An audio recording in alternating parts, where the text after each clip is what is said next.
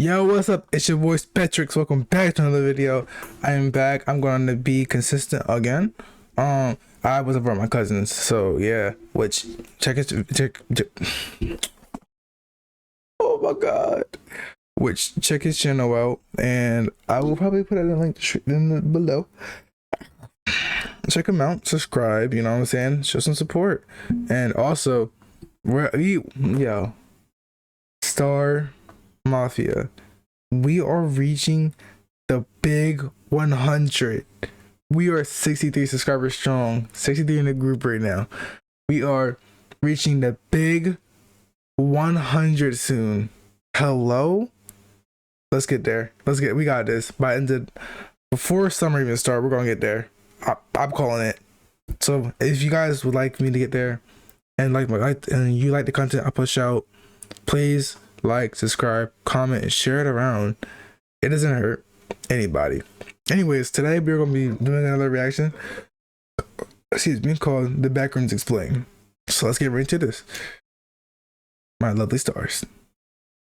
Afternoon at an ordinary office building. Grace, an intern, gets on the elevator in the garage. She's bound for the CEO's office on the 10th floor. Just as the doors close, Rob, a junior sales agent, hops in. Previously, Grace had been a victim of one of Rob's little pranks, pressing all the buttons right before he gets off on the first floor. This made the elevator stop on every floor and caused Grace to be lectured for returning from break a few minutes late. Today, she's ready. First floor, the elevator. I ain't gonna lie, hold on. He's an a-hole. That's kind of. It's late. Today, I would have slimed bro out because, like, come on, bro.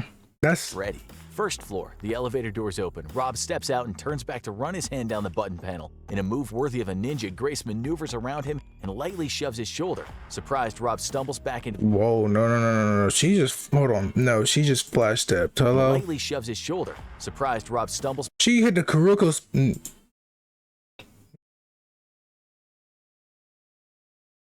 All right, see, bro, come on. Come on.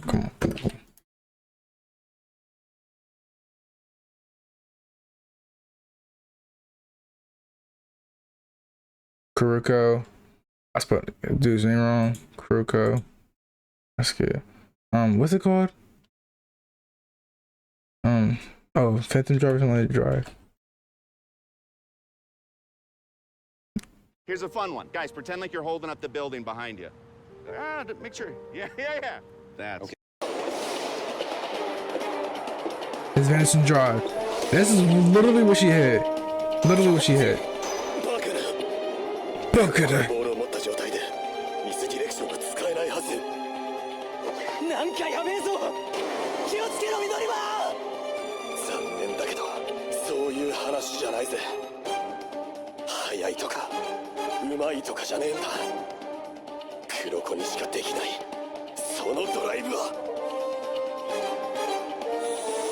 Honorable mention, hold on.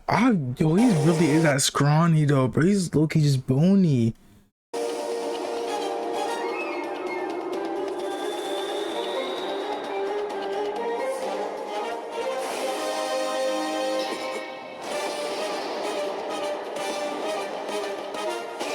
That's literally what she just hit. Back into the elevator. Grace tosses him a smug grin as the doors close. Sure, she has to wait for another elevator, but it's worth it. Annoyed, Rob repeatedly mashes the door open button, and the lights in the elevator flicker, and it pauses for almost an imperceptible second before it continues to rise. Rob doesn't know it yet, but he's just no-clipped out of reality. The elevator beeps for the second floor. The doors open. Rob leaps out. He looks around in sudden confusion. On either side of him are long hallways. In front of him is a large empty office space. He can't remember what color the walls in his office are, but he's sure that they weren't a dingy sunshine yellow. He turns around to go back into the elevator, but the wall behind him is solid. No elevator. Disbelieving, Rob feels the wall. It's cold, almost damp, but smooth with no cracks. Rob doesn't know how they did it, but he's sure it's a joke. He turns back to the empty office and walks forward. "You got me, guys," he says, fully expecting a bunch of coworkers to pop out with their cell phones, recording their amazing prank. Nah. His voice echoes slightly in the vastness of the empty space. There's no answer. The room is still except for the loud hum of the fluorescent lights. It smells quite unpleasantly of old paper, stale coffee, Ew, and ew. mildew. The annoying buzz from the lights is making Rob's head throb. If it keeps up, he'll have a migraine.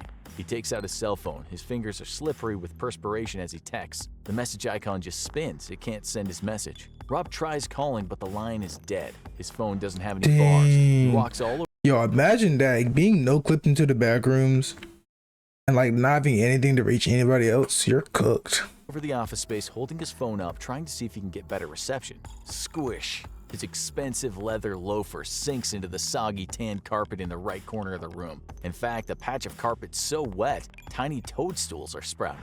A sudden Ew, odd fungus. grunting, growling noise makes Rob spin around. Oh. A chill skitters down his spine. Across the room is something. It looks like a human crawling on its hands and feet, but the elbow and knee joints are bent the other way. Oh no. Genuinely, if I'm going. Nah, never in a million years. Never. Not gonna. Matter of fact, bald guy. Its face is surrounded by shaggy, matted dark hair. The creature tilts its head up and sniffs the air before making a grunting growl again. At first, Rob is frozen, but he gets a hold of himself. Oh wait, can that thing only see if it's like not see? Can that thing only hear things it can't The see? wall at his back, he begins to sidestep toward the entrance in the next room. The creature hangs back. It seems to be intimidated by the eye contact. Its cold black eyes stare back at Rob. It has a weird, aggressive smile on its face, but it's not coming closer. Rob's almost to the entrance when disaster strikes. The moist mildew smell wafting from the carpet makes him sneeze. He breaks eye contact. No. The creature growls and charges toward him. It is a strange, quick gait. Rob turns and runs. Oh, no. The next room is the same, No. overly cheerful yet dingy yellow Why the- walls. Why he run like he trying to ride a bicycle? Why he run like he trying to ride a bicycle, bro? Moist tan carpet and buzzy, glaring fluorescent lights. Rob dashes across the room. The creature's gaining on him. The room ends in a T-shaped hallway. Rob zags right. He slips, barely managing to stay on his Slips. feet. His loafers weren't made for running on moist carpet. Rob Shoot. runs down the hallway, passing several rooms. They're all the same, yellow and tan. There's a loud growl behind him. Rob looks back. The creature has been joined by a second beast. They're No, there's two of them. No, there's two of them. Matter of fact, just not even gonna lie. Rob, nuke it. Bro, I ain't gonna lie. You got at this point, give up. Matter of fact. gaining on Rob. They can't be more than 20 feet away. Their toothy grins are terrifying. Up ahead, the hallway dead ends. Rob barely has time to turn around before they attack. He kicks one in the face. Its head snaps Oh, back and yeah. it whimpers. The other creature claws at Rob's chest. He pushes it away and kicks it too. The creature glums onto his shoe, sinking its teeth into the leather and yanking it free. It See? chews on its prize while the other creature growls at Rob menacingly. But it doesn't come any closer as Rob stares at it. Without breaking eye contact, Rob reaches down, takes off his other shoe, and tosses it. The creature springs after it. Rob manages to sidle past the first creature who's engrossed in ripping apart Rob's hand-stitched loafer. He ducks into a room. Now, just imagine having only socks in a damp room. I'm not gonna lie, that's a crime itself. I'm not gonna lie, that's worse than being in the back rooms. Because one thing I can't handle is wet socks on, bro. Wet socks are actually disgusting. Like, ew. Once out of the sight of the creatures, he runs on socked feet through the room, and then another and another. Several rooms later, Rob collapses in a heap on the floor. His heart's galloping a mile a minute. What were those things? Where is he? The room he's in is the same as all the others, except for And he got tired. Yeah, nah. Rob, you gotta be like one of the most unathletic people I've ever seen in my life. I'm not gonna lie. If your adrenaline is not keeping you going, bro, what are you doing here? You're cooked. one difference. In a corner is a 5-drawer file cabinet. Once Rob catches his breath, he wanders over and tries opening each of the drawers. Sadly, they're all locked. Rob walks into another room. He feels gross. He has wet patches on his slacks from where he sat down. His socks are clammy. His cell phone is missing. He lost it while escaping the creatures. He doesn't know what to do, so he keeps walking. He goes into the next room, and the next. It's a veritable maze of yellow offices with tan carpets. Not gonna lie, if I was here, I'd sit in the corner. Cause I can't do one thing I can do is horror games. I'm okay at mazes, low key. Horror games, I'm good. You completely got me. You got me there. I'm not gonna lie. If you combine those two together, I am absolutely terrified. Suddenly, he hears something. The sound is faint, but somehow familiar. Rob strains to hear, but the sound stops. He walks in the direction he thinks the sound's coming from. 2 rooms later, he hears it again. It's a telephone. It's ringing. The ringing is echoing. The ringing phone means communication. It means other people. Perhaps it even means a way out of here, wherever this place is. But first, Rob has to find the phone. Rob takes off his socks. He'd rather walk barefoot on the gross carpet. Moist socks freak him out. He also takes off his belt. He wants to be prepared in case those horrible creatures show up. What you gonna do? Get disciplined? Like, what are you going to do? That belt, bro, you're cooked. You're so cooked. Up again. The next room, of course, That's is the thinking, same though. as all the others, but it has a lone desk. The desk drawers are not locked. One has paper clips, several ballpoint pens, and a highlighter. Rob tries writing on the wall, but the chartreuse highlighter can't be seen against the yellow. Fucking dumbass. I'm sorry. You're an idiot. You're an actual idiot. You're an actual idiot. You might be Ed, bro. You might. There's no way you passed. There's no way you passed high school. Because why would you try and write out something yellow with something that's also yellow? Her drawer is empty except for a crumpled Or half-full tan. bag of stale tortilla chips. Rob suddenly realizes that he's not hungry or tired. In fact, he's lost all sense of time. He looks at his watch. It stopped. How long ago, it's hard to say.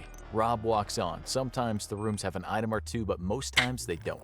As he walks, he has conversations in his head with his co-workers. The kind of chat one has when they find themselves in the break room waiting for their coffee to brew. How about those Dodgers last night? Going crazy? You're gonna surprise the wife with a 20th anniversary trip to Tahiti? That sounds amazing. Sucks that little Caitlin needs braces. Our dental plan isn't that great.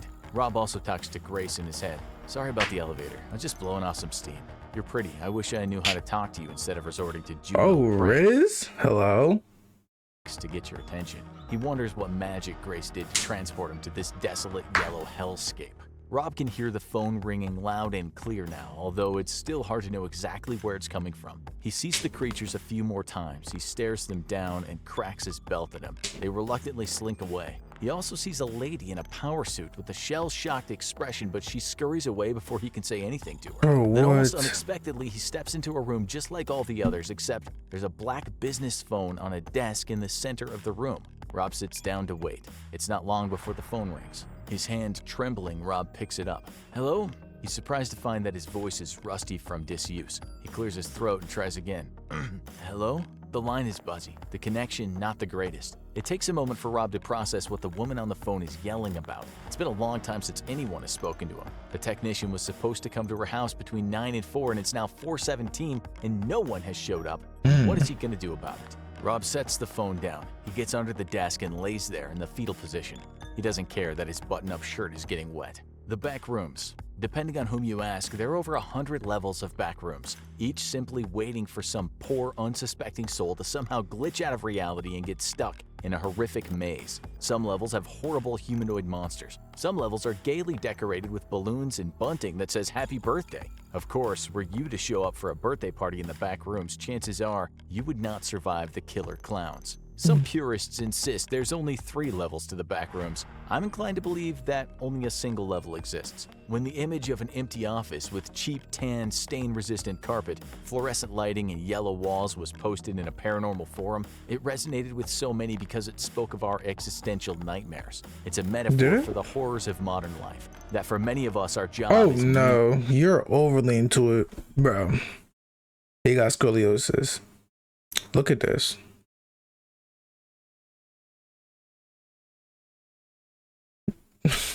meaningless, unfulfilling, and rife with endless bureaucracy. The ultimate horror isn't a werewolf who wants to use your left shin bone as a chew toy, or a vampire that wants to drain you of your blood, or any other made-up horror, but a soul-sucking job. What would y'all rather be? A vampire or a werewolf? Me personally, I think I'd be a vampire. But what do I know? I'm just an overworked, caffeinated, underpaid writer sitting in a drab cubicle with nothing except for my laptop, surrounded by other overworked, caffeinated, underpaid writers sitting in their drab cubicles, each of us maniacally typing away, striving to meet deadlines. Now go watch the crazy results of a 1940s What the freak is this? Genuinely, no. Yeah, bro. Nah. All right. Well, guys, I'm bringing ideas here of what to react to. So this is where you guys come in. If you can comment down below some things you'd like to see me react to, then I can probably get it out to y'all guys. So let's work together as community star people. Also, I have a Discord. I just never posted it. Well, I never posted it. But if I get 100, maybe I'll start posting my Discord, and I'll be active in there sometimes. But yeah. Anyways, if you want videos that I should react to, let me know in the comment section below. I'll give it a thought or two. I'm sorry if you can hear that, but I'll give it a thought or two. But yeah. And I'll see you guys next time. It's your boy shoKz out. Wait. Like, subscribe, comment, share it around. Again, so close to 100. If you stayed all the way to the end, you're a G. Anyways, like I was saying, it's your boy shoKz out. My lovely stars.